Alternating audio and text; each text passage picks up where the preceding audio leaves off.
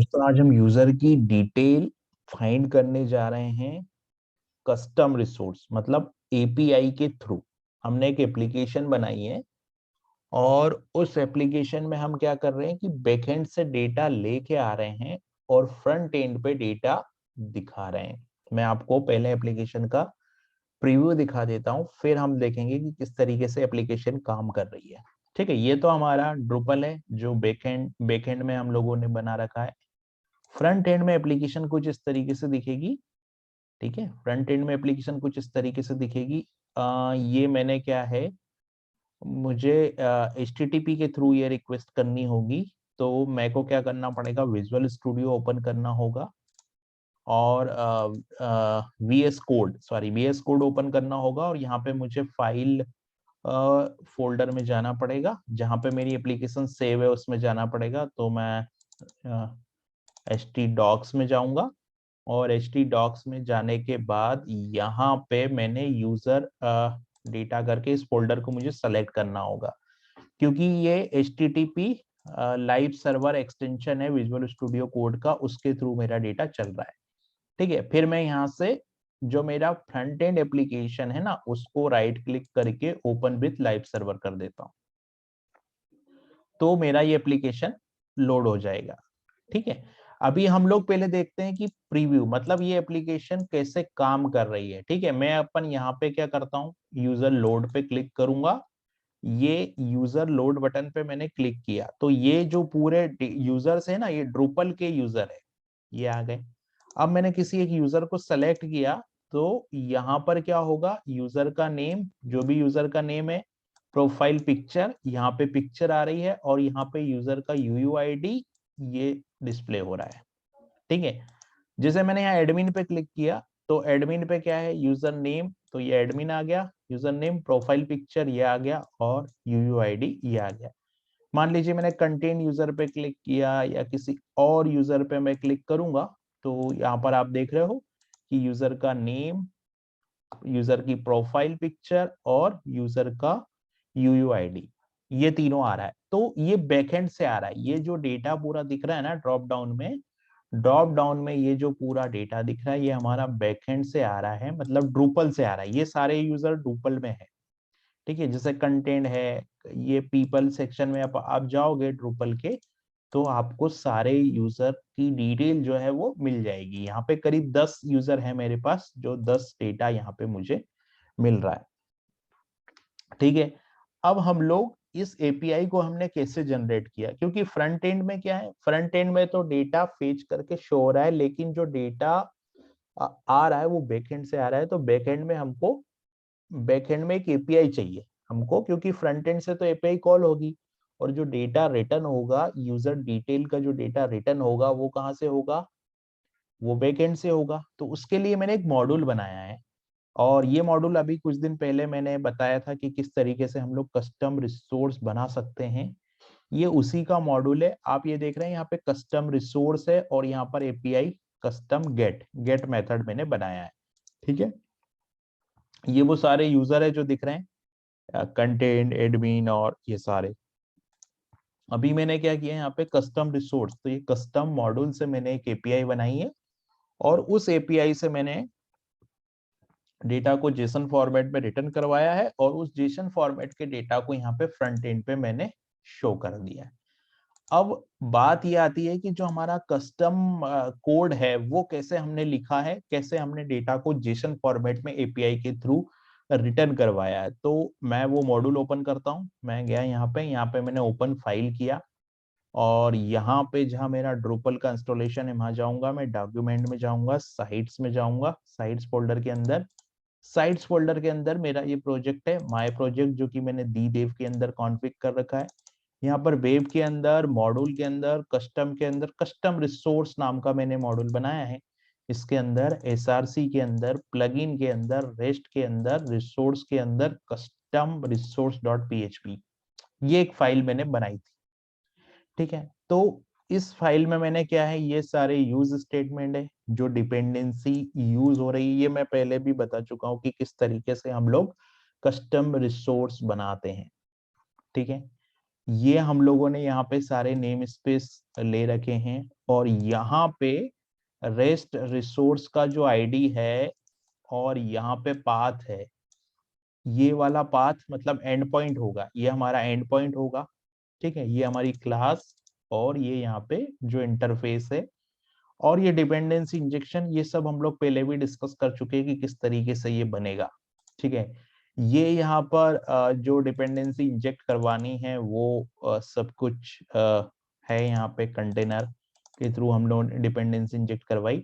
अब यहाँ पर हम चूंकि गेट मेथड यूज कर रहे हैं ना, तो हमने गेट मेथड लिया है और गेट मेथड के अंदर ये वाला वो कोड है जो यूजर का डेटा यहाँ से रिटर्न कर रहा है। तो हमने क्या किया, यहाँ पे हमने IDs Drupal entity query user ये हमने कॉल किया और इसके लिए हमने क्या किया, इसके लिए हम लोगों ने यहाँ पर ड्रूपल यूजर एंटिटी इसको यहाँ पे कॉपी यूज स्टेटमेंट को यूज किया है और यहाँ से मैंने यूजर का डेटा है ना, यूजर का जो डेटा था वो यहाँ से मैंने पूरा डेटा जो है वो यहाँ से रिटर्न करवाया। यहाँ पे मैंने रिस्पॉन्स बनाया, फिर यहाँ पर रिस्पॉन्स रिसोर्स रिस्पॉन्स और यूजर लिस्ट, ये यूजर का लिस्ट यहाँ पे रिटर्न कर दिया और ये यूजर लिस्ट यहाँ से रिटर्न हुआ और यूजर लिस्ट यहाँ से रिटर्न होने के बाद ये जो डेटा है वो यहाँ से रिटर्न हो गया। ये गेट मेथड है पूरा, एक्चुअली पूरा जो सिनारियो है वो गेट मेथड का है। ठीक है, इसके बाद मैंने क्या किया, जावास्क्रिप्ट में मैंने एक एप्लीकेशन बनाई, ये नॉर्मल एचटीएमएल फॉर्म है। इस एचटीएमएल फॉर्म पे मैंने जावास्क्रिप्ट के थ्रू इस जेसन एपीआई को कॉल किया। ठीक है, अब एपीआई कॉल कैसे दिया तो वो भी हम देख लेते हैं। ये एचटीएमएल मैंने बनाया है और इस एचटीएमएल के अंदर मैंने app.js एक फाइल बनाई है, तो ये app.js मेरी एक फाइल हो गई। ठीक है, इस app.js फाइल के अंदर मैंने एक फंक्शन बनाया यूजर लोड। ठीक है, अभी ये यूजर लोड फंक्शन का कॉल हो रहा है, ये यूजर लोड फंक्शन कॉल हो रहा है यहाँ पे बटन के ऊपर। इस मतलब अभी कुछ डेटा नहीं है, इस ड्रॉप डाउन में कुछ डेटा नहीं है। जैसे ही कोई इस बटन पे क्लिक करेगा ना, वैसे ही ये ड्रॉप डाउन में डेटा आएगा। अभी कुछ टाइम लगेगा क्योंकि सर्वर बैकएंड पे जाएगा और वहां से डेटा लेके आएगा। तो ये डेटा आ गया यहाँ पे, इस डेटा को मैंने यहाँ सेलेक्ट किया तो ये डेटा यहाँ पे दिख रहा है, यहाँ पे यूजर की यूयूआईडी भी दिखाई दे रही है। तो हम लोगों ने क्या है, एक फंक्शन बनाया यहाँ पे यूजर लोड और यहाँ पे शो डिटेल्स, दो फंक्शन है। तो यूजर लोड वाला जो फंक्शन है वो ये फंक्शन है, यहाँ पे एंड पॉइंट है।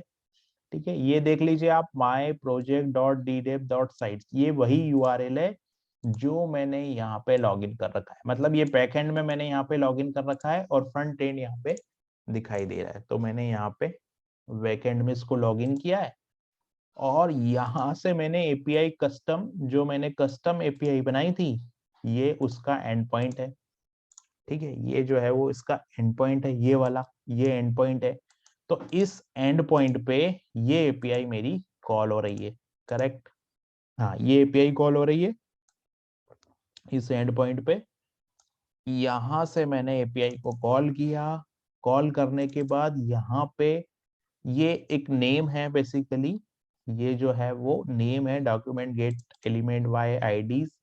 ये मैंने यहाँ से इसको ले लिया, मतलब यहाँ पे इस कंपोनेंट को, ये एचटीएमएल कंपोनेंट है, ये एक इनपुट बॉक्स है, एचटीएमएल कंपोनेंट है और इसका डेटा मैंने यहाँ पे लिया और यहाँ पे मैंने क्या किया, एंड पॉइंट को कॉल किया और यहाँ से जो डेटा आया वो इस यूजर फॉर्मेट में आया, यूजर ARR में आया। इसको मैंने इस ड्रॉप डाउन में फिल किया और HTML इनर HTML से इस ड्रॉप डाउन पे मैंने डेटा को पास करा दिया। अगर एरर आएगी तो डेटा यहाँ पे अलर्ट मैसेज के साथ शो हो जाएगा। ठीक है, तो बेसिकली हमारा ये एक बेसिक कोड है जो कि फ्रंट एंड के लिए है। हमारा मेन ऑब्जेक्ट है बैकएंड का डेटा एक्सेस करना। तो बैकएंड के लिए हम लोगों ने यहाँ से इतना कोड लिखा है बैकएंड पे, जो कि क्या कर रहा है, डेटा को यहाँ से रिटर्न करवा रहा है।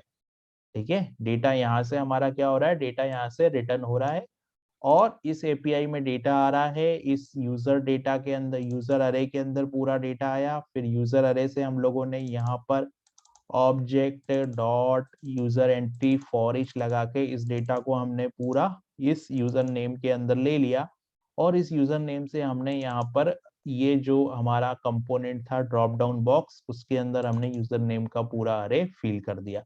तो उससे ये जो ड्रॉप डाउन है वो फिल हो गया हमारा। ठीक है, अब ये जो ड्रॉप डाउन हमारा फिल हुआ है, उसके बाद हमने क्या किया, एक फंक्शन और बनाया, शो डिटेल्स। ये शो डिटेल्स फंक्शन हमने कॉल किया, ऑन चेंज इवेंट पे हमने शो यूजर डिटेल फंक्शन को कॉल किया। तो शो यूजर डिटेल फंक्शन में ये चूंकि यूजर अरे हमारा ग्लोबल वेरिएबल है, जैसे ही एक बार डेटा आएगा सर्वर से वैसे ही ये अपडेट हो जाएगा यूजर डिटेल। तो ये यूजर यूजर अरे हमारा आ गया। यहाँ पे आप देख रहे हैं कंसोल डॉट लॉग भी हो रहा है यूजर की डिटेल। तो अगर मैं कंसोल लॉग पे जाता हूँ, ठीक है, तो यहाँ पे देख रहे हैं आप, ये 12 ऑब्जेक्ट यहाँ पे हमको दिखाई दे रहे हैं, मतलब 12 यूजर का डेटा जो है वो यहाँ पे आ रहा है। ठीक है, यहाँ पे अगर आप देखो तो प्रोफाइल पिक्चर भी है, प्रोफाइल पिक्चर में आप देखोगे तो ये यूजर का पाथ भी यहाँ पे दिखाई दे रहा है। ठीक है, ये यूजर का पाथ भी यहाँ पे दिखाई दे रहा है, और ये यूजर प्रोफाइल पिक्चर का पाथ है यहाँ पे। ठीक है, तो ये जावास्क्रिप्ट मेरा ऑब्जेक्ट ही था। मेरा ऑब्जेक्ट था कि जो ऑब्जेक्ट हम, जो यूजर का डेटा हम लोग बैकएंड से ले रहे हैं, उसको हम किस तरीके से फ्रंट एंड के साथ कनेक्ट करके शो कर सकते हैं। तो यहाँ पे आप देखोगे तो ये डेटा पूरा यूजर से मिल रहा है। ठीक है, तो इस तरीके से हम लोग जैसे हम लोगों ने इस कस्टम एपीआई के थ्रू यूजर डेटा रिटर्न करवाया, ऐसे हम कोई आर्टिकल का डेटा, किसी कंटेंट टाइप का डेटा या कुछ भी डेटा बैकएंड से रिटर्न करवा सकते हैं, और उसको एज ए फ्रंट एंड में दिखा के एप्लीकेशन को फुल स्टैक बना सकते हैं। फुल स्टैक मतलब बैकएंड अलग चलेगा उसका, फ्रंट एंड अलग चलेगा।